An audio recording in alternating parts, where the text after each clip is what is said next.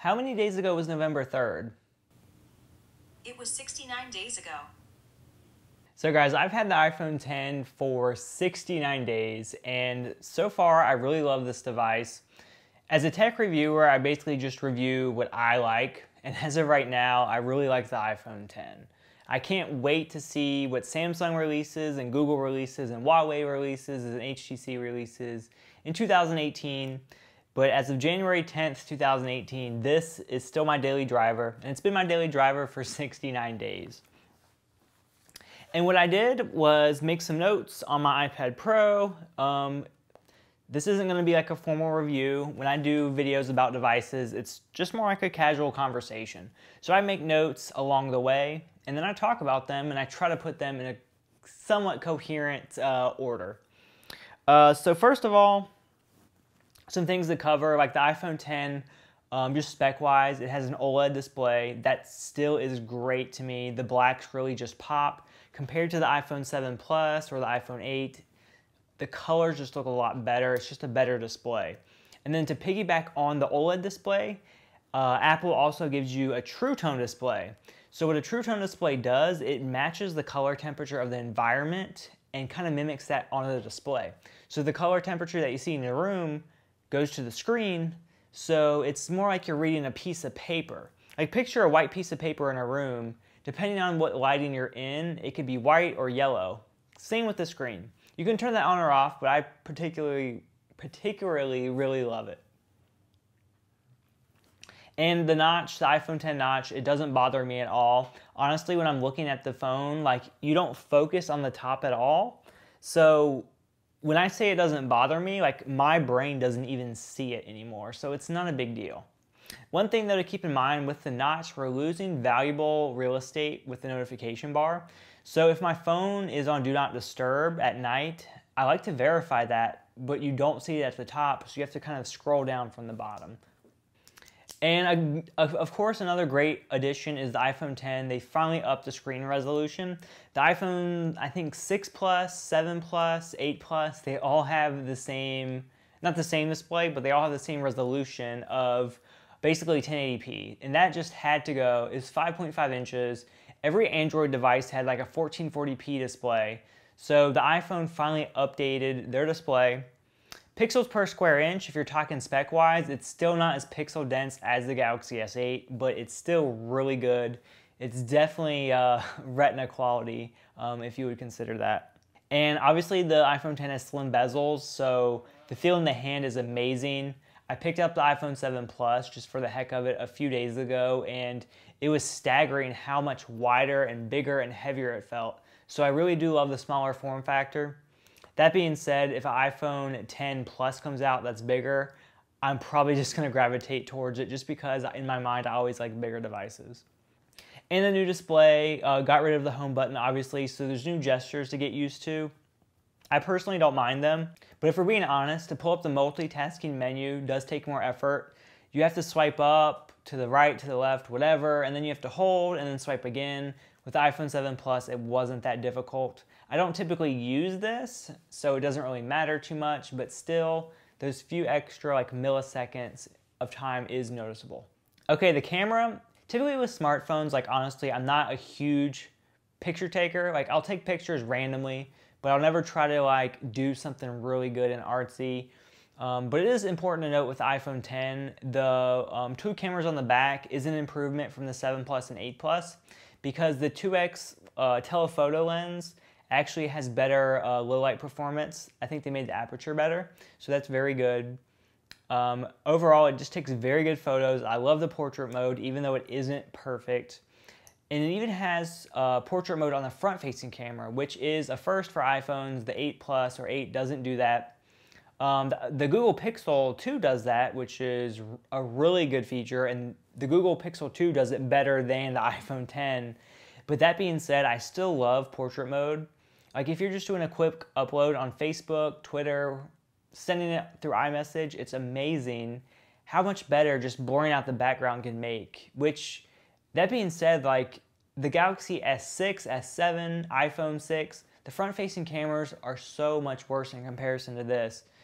it's just a better quality, and then the portrait lighting effects are really good. I always do like the one that lights up your face.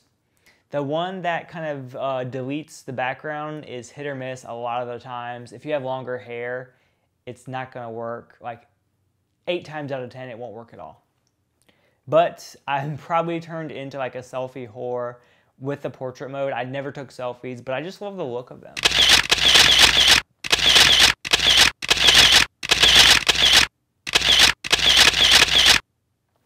And just the OS in general, so this isn't gonna really be just on the iPhone 10, but notifications still suck.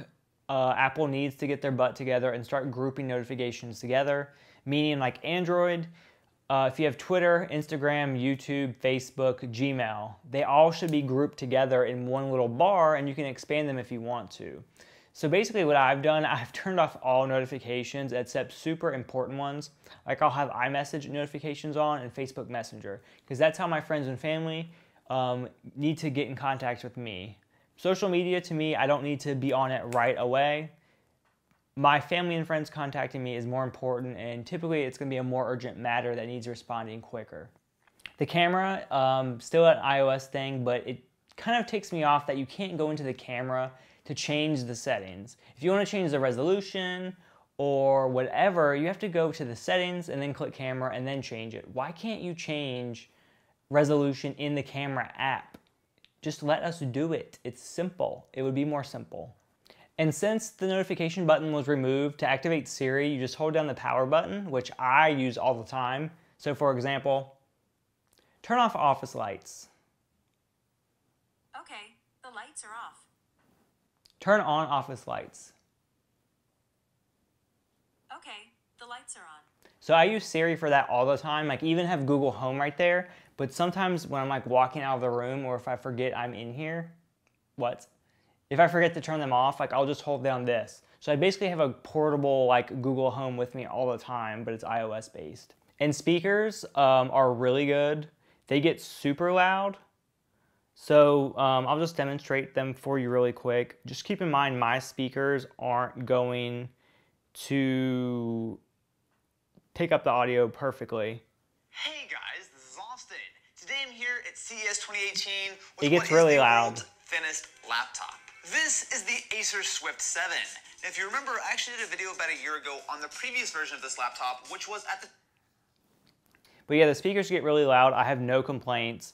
Good for watching videos, browsing social media, even blasting some music in your bathroom if you want to.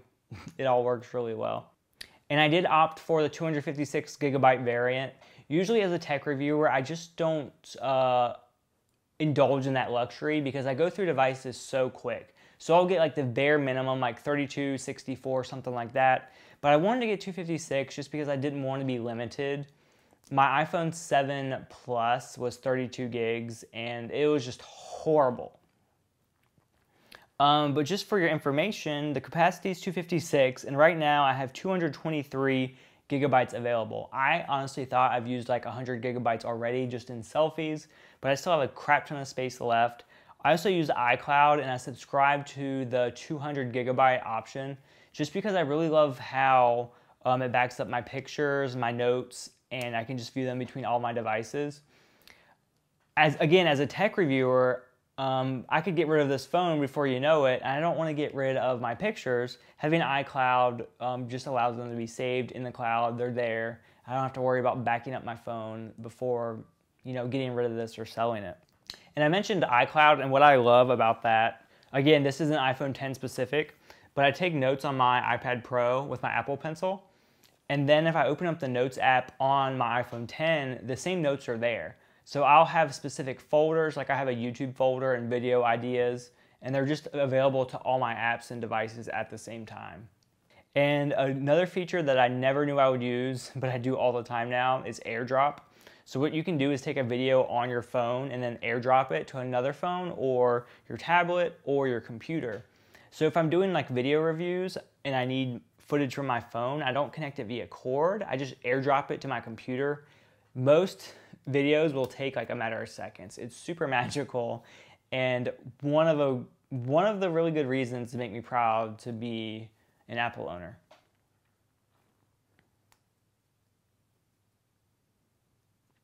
Battery life.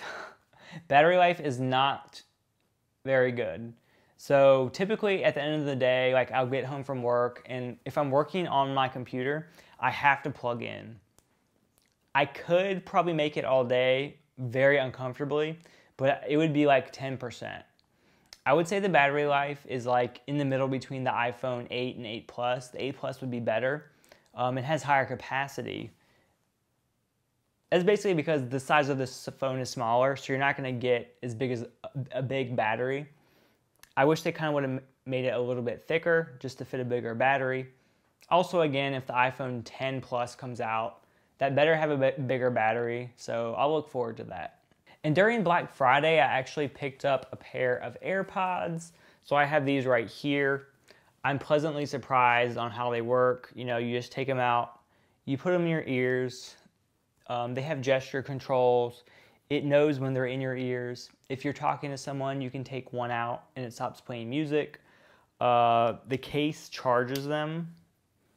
And then you charge the case with a lightning cable, which if you have an iPhone or a Mac or an iPad, you probably have a ton of cables. So that's super convenient. The sound quality isn't the best in the world, but it's really impressive, and I would consider the sound quality better than normal earpods.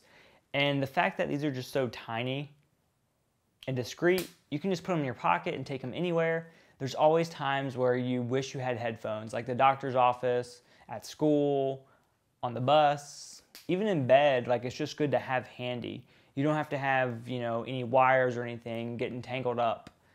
You can literally just slip this in your pocket with your iPhone. And Face ID, I almost forgot to mention Face ID, but that's a huge feature of the iPhone 10. So Face ID, I don't really have much issues with. And if you've noticed, I've grown like a little bit of a beard, not much at all, not very drastic. But Face ID hasn't had any problems at all with that. Apparently, the way it works, it should identify me and save pictures of me over time. So it should kind of know what I look like. And then if I shave, it should be able to identify me right away too. The only issues I've noticed with Face ID, like if I'm in bed, sometimes I'll like have the covers over my head completely. And like if your neck's bent like this and you have covers over your face or like wrinkled over you, of course Face ID isn't gonna work very well. Also, just certain angles, Face ID doesn't work very well. There's just certain situations that you'll notice. And you'll just have to use your PIN number. Honestly, I would imagine Touch ID works in more situations than Face ID, just because there's more times where your face could be covered up. But then also just think, you know, Touch ID doesn't work if your fingers are in gloves or greasy or I don't know. It just has its pros and cons, but I do appreciate Touch ID being removed just for the fact of having slimmer bezels. For example, I can't wait for a bezel-less iPad Pro. Put Face ID in at the top, and then we'll be golden. So I welcome that, and I also welcome them improving Face ID over time, making like the viewing radius better. Say I have it like flat on a table, like right here. In a perfect world, Face ID could just like get you. It does to some extent, but not very well. And also too, to chime in on the case, I got the saddle brown leather case. And oh my gosh, I don't really use cases much, but with the iPhone 10, the way it's basically just a glass back and it's got the aluminum sides, it's a huge fingerprint magnet. The aluminum on the sides will scratch the F up. So I'd say get a case. I would say get a case. That way you can prevent scratches and also smudges. I'm not sponsored by dbrand or Slick Wraps, so I'm not gonna tell you to get a skin. I don't believe in those. But get a nice case, and the way the leather just like wore over time, like it got darker, and on the corners that has more character. It's just really nice. I can't wait until 169 days from now just to see how much different it gets. Like maybe once it's so drastic, like after a year, I'll buy a brand new case and just show the before and after. And there we go, guys. That is my iPhone 10 69-day later review / discussion. As you probably noticed, I'm very impartial when I do reviews. I try not to be a fanboy. I try to notate the pros and cons of everything. Just because I have an iMac behind me and an iPad Pro right here doesn't mean I'm an Apple fanboy, and it doesn't mean I'm gonna give Apple the pass on every little mistake. Clearly, I like Google too. I have Google Home, and I'm gonna be getting a Galaxy S9, so there's that as well. If you do have any questions for me, leave them in the comment section below. Otherwise, don't forget to like the video. It really helps me out a lot. And if you're not subscribed, make sure you're subscribed to my channel. We are at 49,485 subscribers. We are trying to hit 100,000 before the end of 2018. We can do it. Subscribe so I can buy a new chair. I hope you guys are having a great day, a great January, a great 2018, a great life. Great everything. I will see you in the next video. Bye.